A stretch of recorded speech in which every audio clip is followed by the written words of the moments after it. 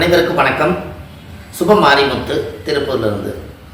தொழிலில் தடையாகவே இருந்துட்டு இருக்குது அப்படின்னா உங்களுடைய குலதெய்வ கோயிலில் போய் சாமி மேலே ஊற்றின அபிஷேக தீர்த்தத்தை கொண்டு வந்து வீட்டில் தெளித்து ஒரு கணபதி ஹோமம் ஒன்று பண்ணி அதை வீட்டில் தெளிச்சிட்டு ஆற்று நீர், ஊற்று நீர், கிணத்து நீர், கடல் நீர், பனி நீர், இந்த 5 நீரையும் ஒன்றாக சேர்த்து வீட்டில் தெளிச்சுவாங்க.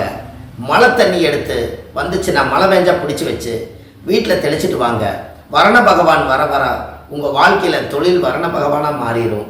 இதை கண்டிப்பாக வீட்டில் கடைசிக்கு எது செய்ய முடியாட்டியும் கூட மழை தண்ணி வந்து எங்கேயும் படாமல் நடுமலை அந்த இடத்துலேருந்து வந்துச்சுன்னா அந்த மழை தண்ணி எடுத்து வீடு பூரா வாசல் எல்லாம் தெளித்து விட்டு நீங்கள் வணங்கிட்டு வந்து பாருங்கள்.